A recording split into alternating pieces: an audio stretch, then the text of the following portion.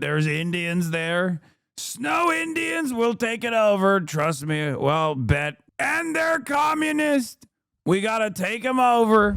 Anyway, let's get to Greenland and Donald Trump. Donald Trump's latest fascination is hyperfixation is Greenland. And if you actually don't appreciate that, then you're being insensitive. Okay? This is his hyperfixation. And allies who oppose a U.S. takeover of Greenland.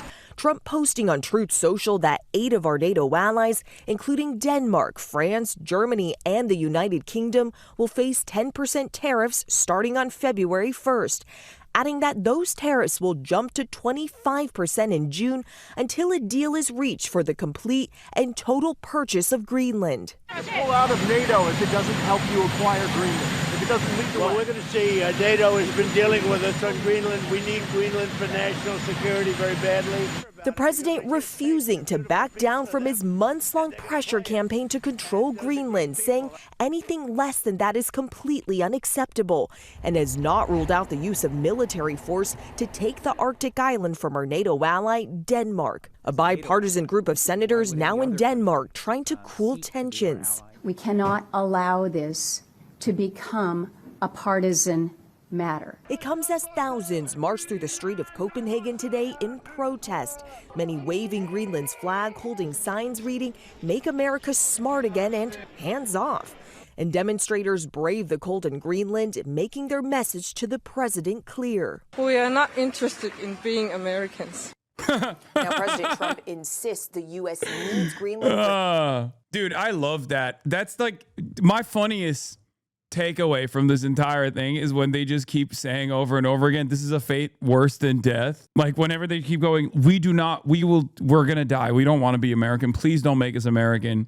We hate the concept of becoming American. Please, please, please, please, please. And I get it. Like it's so real. It's so real because it's like you literally have healthcare. Like imagine having healthcare and all this other shit. Like you have at least some semblance of a social democracy. And then America comes in and is like, we're just going to take all of that away from you. And to be fair, like, I can't even blame them. I can't blame them. It's dog shit. My favorite is Kaya Kallas from the EU talking about China as Trump gets ready to annex Greenland. China and Russia must be having a field day. They are the ones who benefit from division among allies. If Greenland security is at risk, we can address this inside of NATO. Tariffs risk making Europe and the United States poor and undermine our shared prosperity. We also cannot let our dispute distract us from our core task of helping end Russia's war against Ukraine. I don't think you understand. Trump is doing what Vladimir Putin is doing. But because it's Trump doing it, you have to still find a way to be like, no, this is not you. This is not you. It is him. Like, what do you mean? Trump is literally doing what Vladimir Putin is doing.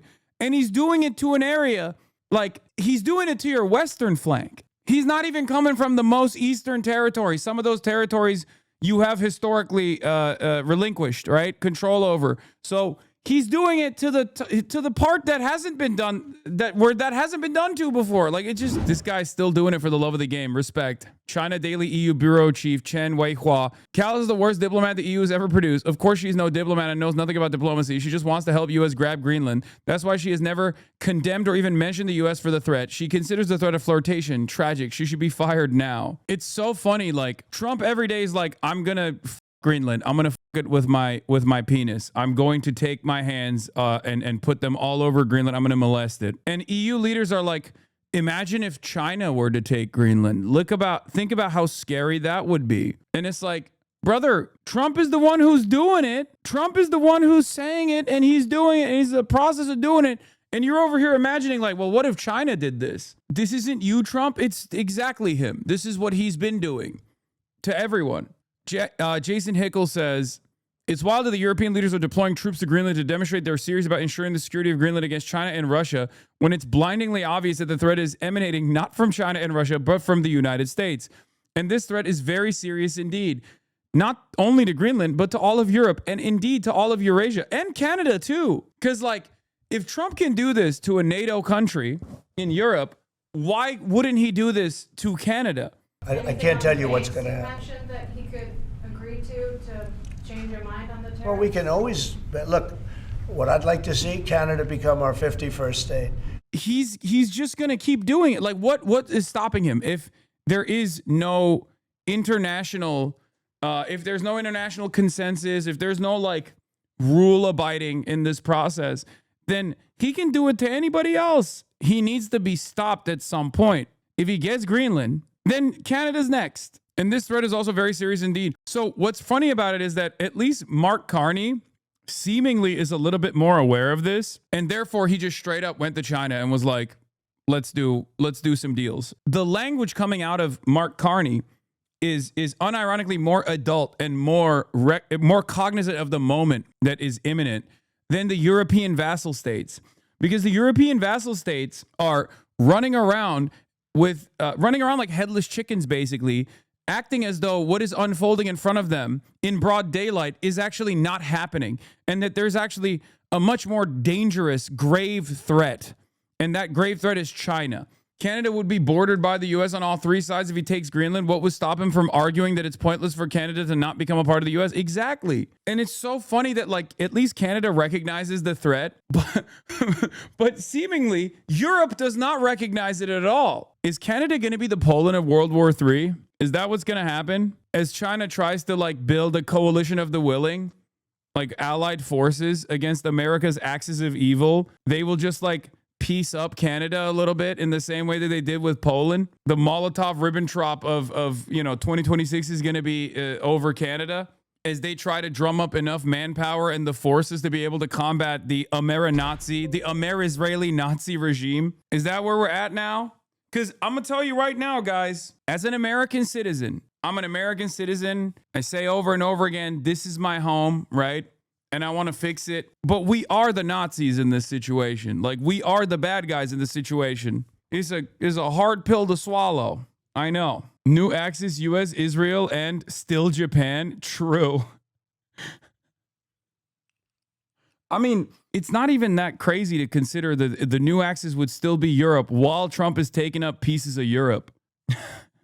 Like, look at the way they're replying to Donald Trump's posturing here. I'm serious, man. This is going nowhere good. And the threat is very serious indeed, not only to Greenland, but to all of Europe and indeed all of Eurasia. European leaders need to grasp the fact that the U.S. is ultimately a hostile imperial power, which is fully ready to inflict extreme violence in pursuit of its geopolitical objectives. The primary moral question is, of course, the sovereignty of Greenland. But in purely geopolitical terms, having the U.S. control a huge chunk of land so close to Eurasia is dangerous to the whole continent. And European leaders should be working with their Eurasian neighbors to prevent this. It's crazy that they just have nothing. Like, they have no pushback. They have nothing. They can't say anything. They can't do anything. At least Canada, I think, recognizes the danger. Hear how Carney speaks. No drama, just business, and a matter-of-fact tone. A lot of people think the collapse of the rules-based international order will be a dramatic moment like World War III. In reality, it will be banal, bureaucratic-like transition from the old world to the new. In the public remarks, Prime Minister Brian Platt with Bloomberg News. Yesterday, when you met with Premier Lee, one of the things you said in the public remarks was this partnership with Canada and China, this new partnership, sets us up well for the new world order. What did you mean by that? What is the new world order? Well, it's a great question, Brian, because I think the world is still determining what that order is going to be. And let's be clear what we're talking about first and foremost, which is what are the trading. What is going to govern global trade? What is the role of the WTO going to be? How important are bilateral deals such as the one we're developing, plurilateral deals, if I can use that term, Trans-Pacific Partnership, potential linkages between Trans-Pacific Partnership and the EU? Where is financial regulation, payment system regulation going to fit into that? All of these aspects. I mean, use fancy word, like the architecture, the multilateral system that has been developing these is being eroded, to use a polite term. Here, I'll translate it for you to understand. Donald Trump has taken his sweaty orange dick and rubbed it across every fucking previous norm and deal-making process that ran the world post-World War II. A new design was put in place post-World War II around the globe. And for that relatively brief period of time, post-World War II until now, surely there was a lot of pain, there was a lot of struggle, especially for the global South and everybody else. And no one really ever gave a shit about them, obviously. But things were quiet. Things were quiet in the home front. for the countries that matter, the countries that are in the imperial core, whether it be Canada, Western Europe, Australia, Five Eyes. These countries experienced prosperity and a moment of relative quiet. Now, that moment of relative quiet, given how short the lifespan is of a human being, is actually a very long period of time for us from where we're standing. It's actually a very short period of time when you look at the greater arc of history. Donald Trump is fucking up white people's money. Donald Trump is fucking with white people. You know who else with white people? Adolf Hitler. Simply put, Donald Trump is fucking with white people. There comes a time when, a country decides, actually, we don't have enough colonies in the global south. It's time to fuck with white people. For Adolf Hitler, it was other Europeans, whether they were Jewish or whether they were Slavs. And just like with Nazi Germany, it does take a while for a bunch of other white people to come to terms with that reality and to maybe try and stop that. Because, as is the case with Austria or Vichy France, like it takes a while for white people to get there when they're like, okay, maybe we can deal with this. Maybe we can play ball. Maybe we can be united. After all, we're all white. It doesn't work out. It never works out. In his eyes, Slavs and Jews weren't white in general. I know, but it's still the European continent. Do you understand? That's why there's a difference between all of the colonial violence that took place in Africa, for example, the continent of Africa, or the global south in general, as opposed to what Adolf Hitler did in the way that the Western world receives it. This is the thing that I'm trying to get across here. Hitler wanted to be an artist and Trump wanted to be a reality TV star. There's parallels. I mean, that too, for sure. Are we officially in the code gay ass timeline? We are, by the way. And we don't even have cool ass mechs too.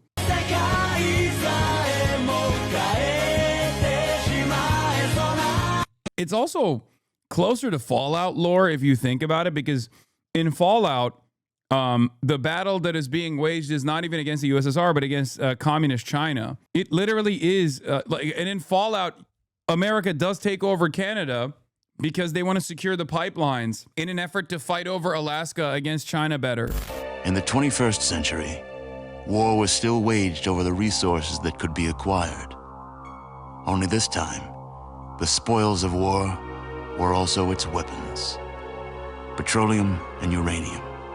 For these resources, China would invade Alaska, the US would annex Canada, and the European Commonwealth would dissolve into quarreling, bickering nation-states bent on controlling the last remaining resources on Earth.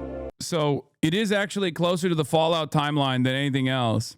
NBC News, Donald Trump is privately ramping up his focus on another target in the Western Hemisphere, increasingly complaining to aides in recent weeks about Canada's vulnerability to the U.S. adversaries in the Arctic, according to 2 U.S. officials. It's just like, it's one of those crazy moments where like, you have to, by force, you have to either wake up, and if you want to maintain some semblance of sovereignty, look to different security partnerships, or make the calculated risk of just being a further vassalized by the United States, right? Like, and whatever bounties that come along with that, whatever benefits that come along with that, like losing your social safety nets and having to say the Pledge of Allegiance and whatever kind of dumb shit that Americans do, you have to deal with. Use another term.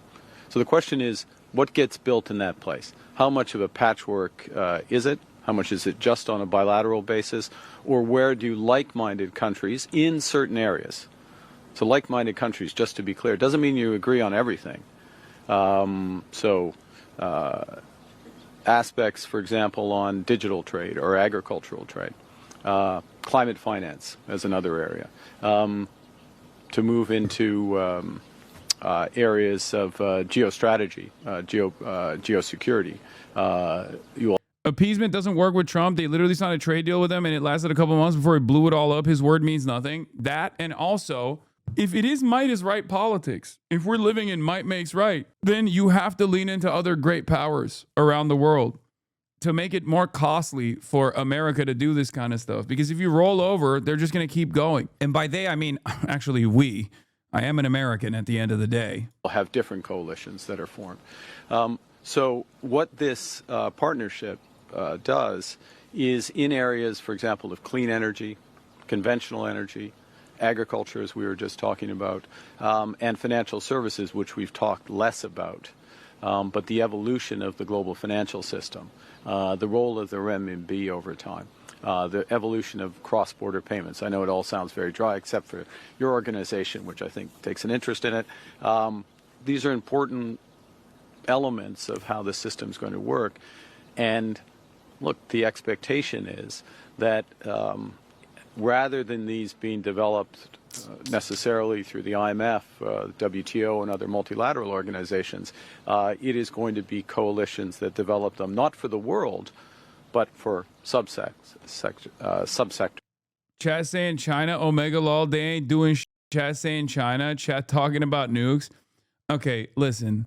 Let Donda is album of the decade chirp in the chat, because he's about to be vassalized entirely as a Canuck cuck. Considering that they're about to be the next state in the United States of America, let him talk his shit, you know? At least in the interim, you get to have an EV fleet and maybe some high-speed rail projects, potentially if you're lucky, but it's coming for you, you know? Enjoy your bagged milk before we get over there and decide that shit's illegal, and it's raw bagged milk only. Genuine takeover and occupation of Canada would require genocide and or mass internment that Americans have never attempted. Do you believe Americans could actually stomach that next door in a majority white country with the same language as shared online platforms? I think the Canadian takeover would probably be more akin to like a Vichy France style structure, and then resistance networks that form in the aftermath. Like, you know, it would not be like a straight up hot war or like a serious battle or something like that. It would just be, there would be just an insurgency movement, an ongoing insurgency movement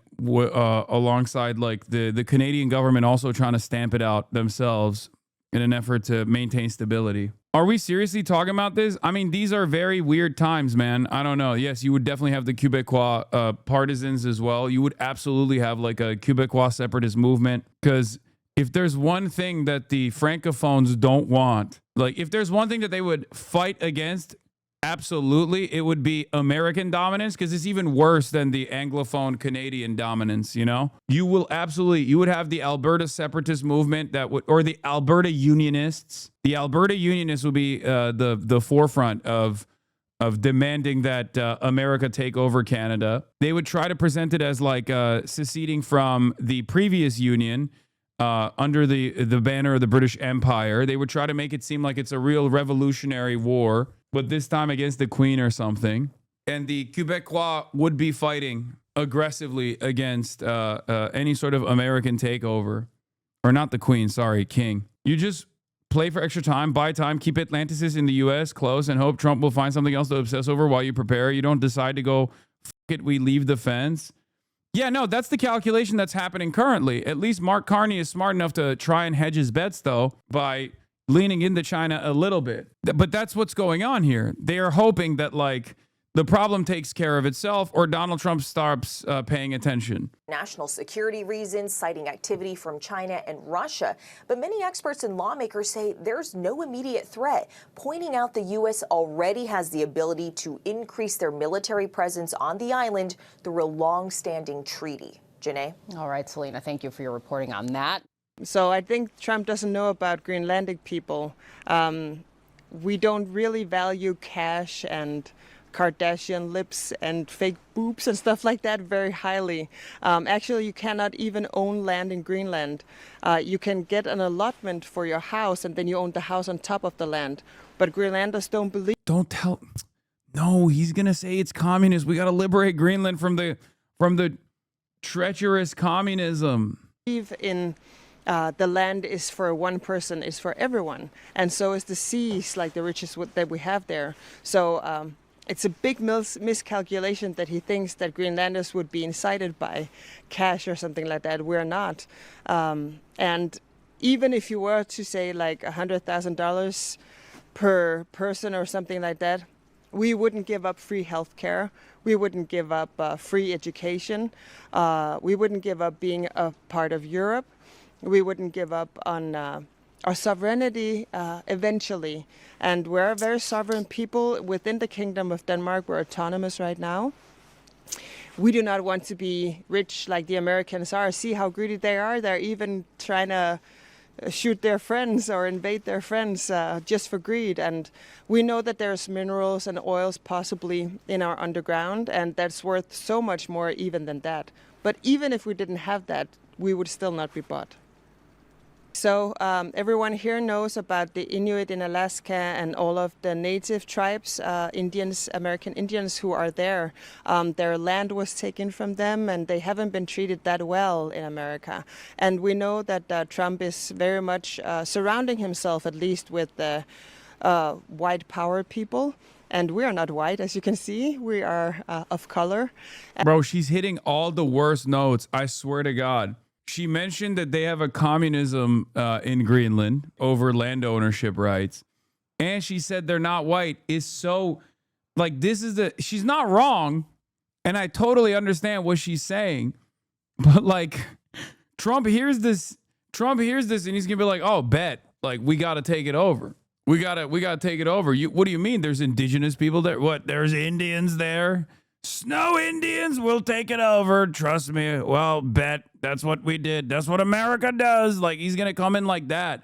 And they're communist. We got to take them over. I saw they have face tattoos. Very scary stuff. And so we know our rights probably would be taken away. And we also know that we're very good as we are together with Denmark. As mentioned before, we have free healthcare, we have free study. Whatever you want to study, you can do that for free. And actually, government will give you money to study. So while you're studying, you're getting a grant from your government. So all of that we wouldn't trade for, like the welfare state. We wouldn't trade for anything in America. But also, you have to remember. I don't understand. Just go lay on the. I put the rugs down for you. Lay on the rug. Why must you lay right behind me? Why must you lay right underneath the wheels of my chair? Huh? Why are you looking at me like that? Come here. Guy. Come here. Lady. Go on the rug. Okay, whatever. Because she loves you, dumbass? Yeah, but she also loves me potentially rolling over her tail. Dogs love laying below the wheels of chairs for some reason. She just doesn't understand. I'm a regular Asman viewer, and I'm here for the first time to see myself with all the dramas about, not from the US, by the way. I mean, there is not really any drama. You either think America gets to take all these countries and dominate them, or you don't. I happen to be on the side of America doesn't get to do that, and it's disgusting. I am entirely in favor of the Kingdom of Denmark in their anti-imperialist endeavors. Okay, I am on the side of the kingdom. I am on the side of the Greenlanders. I wish them well. They must get nukes immediately, I think. Give Greenland nukes. A lot of Greenlanders have family, like their mother or father or grandmother or grandfather who's Danish. We do have a 400 years history together or more in terms of being interconnected in that way. So, and we're also seeing a lot of protests in America right now that is unsettling with the ICE agents who are sort of going after a lot of people. And no, Greenland isn't up for grabs. I agree. He's going a lot after brown people. And we are considered brown people, as you can see. So, yeah, we would rather stay with Denmark. Thank you. America has had up to 17 bases here, and they have closed them all down except for one, the Bidufik Space Base. And America could amp up the base presence, their military presence, and even their military capabilities here all they wanted to. So that is not the argument. And of course, everyone in Greenland knows this. We may not be many, but we read, we're educated, and we know about the news of the world, right? Especially regarding our own country. So we know about the treaties that we have with America. This is very much akin to when you have a dog sledge team, when he's using that analogy, and one of the dogs all of a sudden turns around and bites you. You have to take it out of the kennel. You have to take it outside and shoot it. Of course, we're not going to shoot Americans. We're peaceful people, but you cannot trust that dog anymore forever. America has 10,000 soldiers who are for combat in Arctic society. Finland alone has 35,000.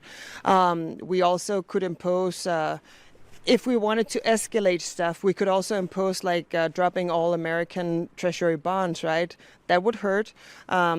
We also have, when you look at France and Canada and all of the allies that are coming to our rush right now, a very big arsenal actually of soldiers. Yeah, all this stuff is crazy. It's not happening. I mean, I'm gonna be honest. Like, it's just not. That seems the most insane thing, right?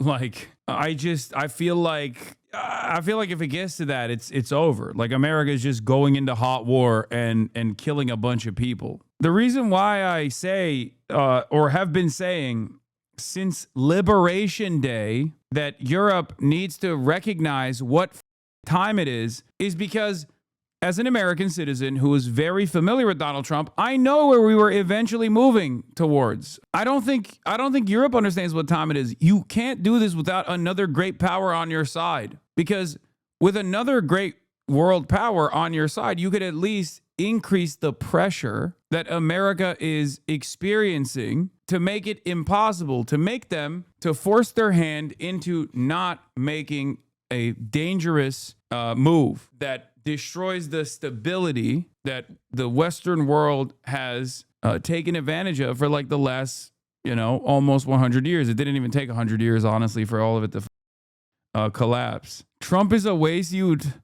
He's in the White House and left Tiffany in the hood. Sick to my stomach, fam. Why Donnie so cheesed that Denmark won't give up the greenies? Are you dumb? Guan easy. Uncle Xi gonna take care of Big Maple baby food. He's a real Gerbert, fam. China is deezed with the EVs, and Canada gonna fend that. Brought to you from the Multicultural Toronto English Wikipedia. Wallahi, fam. Xi's about to bust out the blunderbuss. That chat is a crody. Don't listen. No shot, fam. Sick to my stomach. I'll gurk use. And of weapons, especially. I mean, America had to borrow Denmark's warship for Arctic seas. So, I mean, it's not a given that America would win here.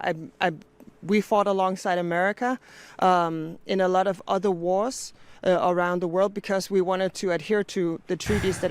Brother, someone said you're going to be banned from Toronto. I might be banned from Canada because I offended Israel.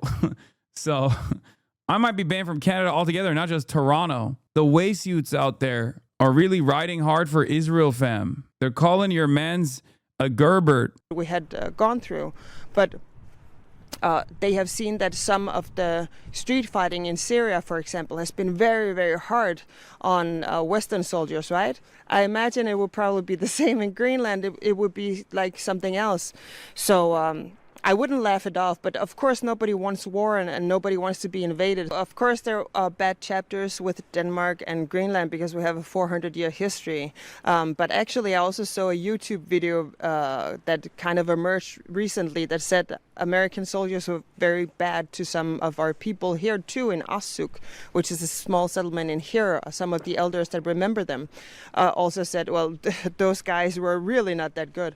So it really doesn't matter what happened between Denmark and Greenland. We'll figure that out. Denmark and Greenland is fine as we are. We will figure it out. If we want to be independent, Greenlanders should be able to decide that, not with pressure from a superpower somewhere. And we are well aware that if we became independent tomorrow, he would just invade us because he would have no problems with NATO, Europe, everything else. So I think he's banking sort of in a very insulting way that Greenlanders are like... Bro, by the way, I just need you to understand, this is the average Greenlander's perspective here. Like, think about how well-read she is. Think about how intelligent she is. Like, this is what America wants to take away from them. She's been going on for 5 minutes and 42 seconds, and not a moment has been wasted.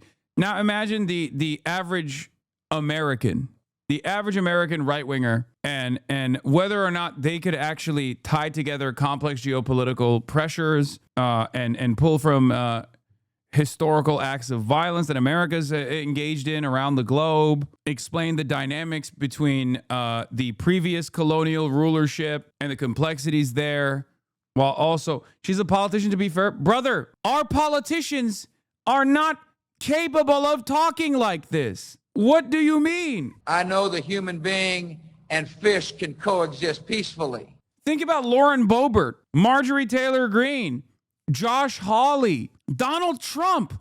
Can you imagine Donald Trump doing this? Mitch McConnell, Chuck Schumer, Joe Biden, Mark Wayne Mullen, Nancy Pelosi, Randy Fine. And I suspect this is her third language that she's speaking in as well. Yeah, let's look at America. Let's look at how Americans operate.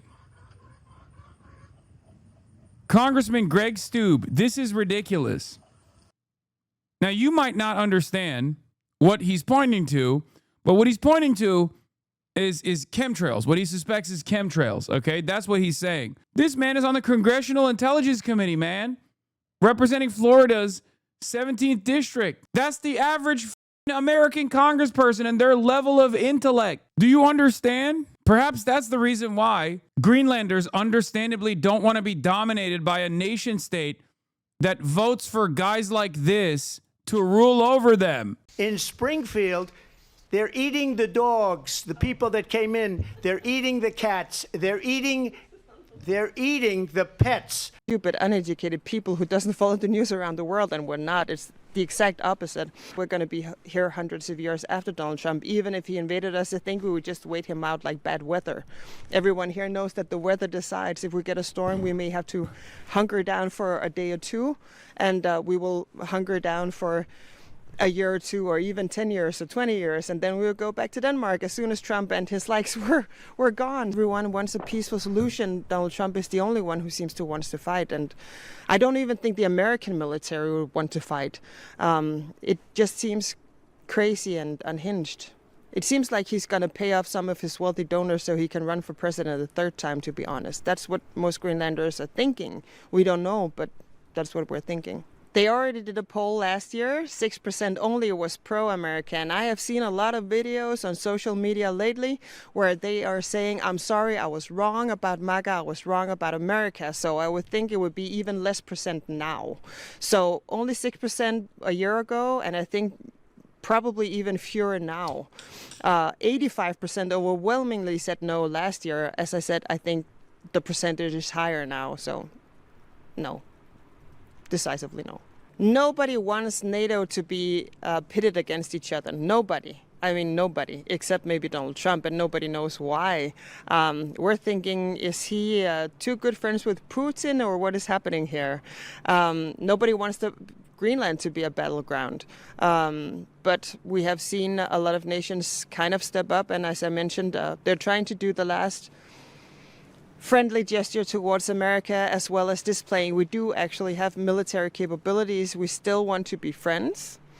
But as you saw today, the Canadian Prime Minister, he went to China to try and make new relations. So if Donald Trump wants a new world order, okay, then that's what he's going to get. 74% of Americans, ordinary Americans, do not want to invade Greenland.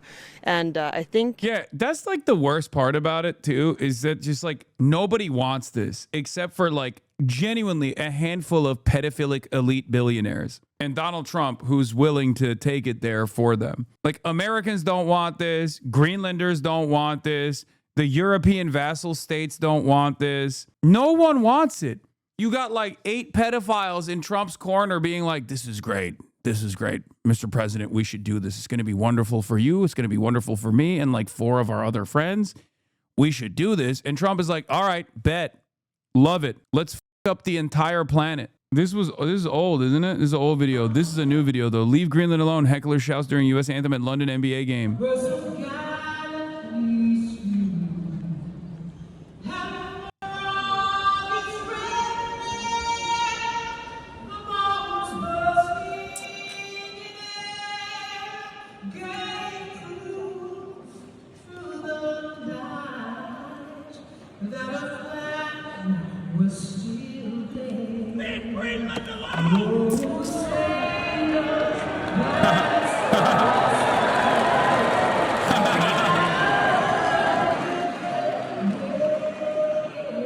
I mean, I'm gonna be honest, we deserve to be spitted on, okay? We are disgusting. Like, we are such rapacious little monstrous freaks, okay? Everywhere we go, we are bringing about death and destruction for no fucking reason other than to benefit a tiny minority, a hand-selected, hand-picked a couple pedophilic billionaires. Disastrous. And before people say, oh, well, where is your sense of pride in your nation or whatever, one must remember when Nazi Germany was rising into power, when it was building momentum, when the fascists were coming to take over the German administration, there were plenty of people who were fighting back against that. I can't be proud of something when there's nothing to be proud of. It's ridiculous. UK stands firm on non-negotiable position over Greenland. Let's see. Future of Let's see what Greenland. Kit Starmer's saying. He's monitoring the situation, monitoring it closely, trying to figure out what he can say that doesn't offend the sensibilities of Big Daddy Trump. Tearing apart the so-called special relationship and the whole transatlantic alliance.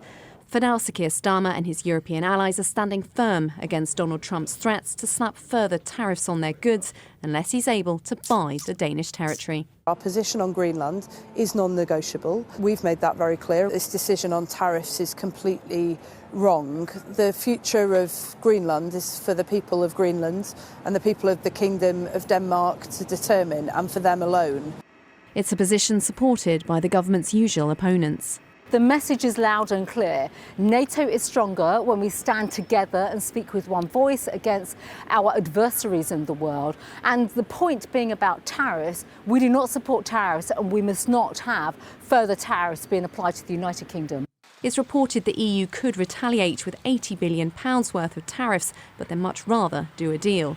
All 8 affected countries have issued a joint statement to insist they stand united, reiterating their solidarity with Denmark and Greenland and arguing that tariff threats risk a dangerous downward spiral.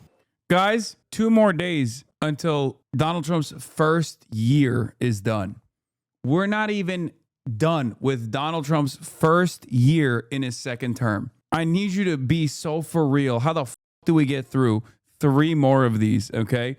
Or perhaps even longer than that. Who knows? Who knows where things might go? But the White House seems in no mood to negotiate. Better now, peace through strength, make it part of the United States, and there will not be a conflict because the United States right now, we are the hottest country in the world. We are the strongest. Dude, you know what's funny about this is like, this is exactly the same mentality that America has had around the globe. Whether it be Iran, whether it be Venezuela, whether it be anywhere else that we have a grand design over, like whether it be any country that is not directly under our security umbrella. We do this all the time.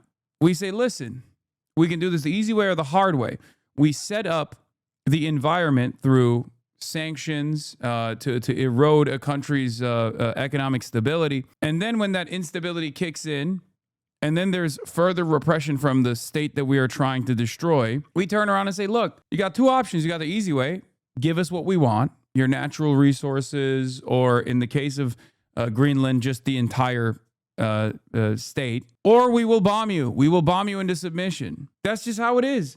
The only difference here with Greenland and the rest of the countries that we've done this to is that it's a part of Europe. It's functionally a part of Europe. So because it's part of the European continent, all of a sudden, the stakes are different, which is why all of the European allies are going, wait a minute, hold on. You're treating us like we're brown people. What the f is this? But they still can't do anything about it. And in America that can do this to Greenland, will do this to Canada too. Too bad Tony DeCoppel thinks this is a good idea. Oh my God, don't even get me started on this bullshit.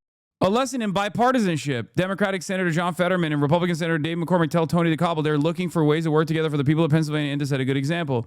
They discussed President Trump's plans for Greenland healthcare and the growing U.S. steel industry. Let's take a look. Do you think military force is really an option from the Trump administration? No. I think that's wrong. No, that's not an option. And for me though, it's also undeniable that one, this is not a brand new conversation. Truman and other in the past offered to buy it there. And now I also remind people it's actually closer to us geographically, North America, to Denmark and Europe, to technically that too. So it's not an absurd idea. Not at all. It's crazy, bro. It's crazy. Greenland, get ready. This is going to be one of your, this is going to be exactly the type of guy who rules over you, okay? Love that. Love to see it. Bernie says, if Trump seizes Greenland from Denmark, does that mean all Americans will be entitled to free healthcare with no deductibles, a free college education, 52 weeks weeks of paid parental leave, 5 weeks of paid vacation, because that's what everyone in Denmark and Greenland gets. No, they won't be. We'll just take that away from them. Also, not the best message here. Obviously, he's trying to make a sarcastic quip here, but like, what if the answer is yes? Then is it appropriate to take over Greenland? I think not, but I don't think he was trying to say that anyway. He was just trying to highlight what other reasonable countries have in terms of their social safety nets.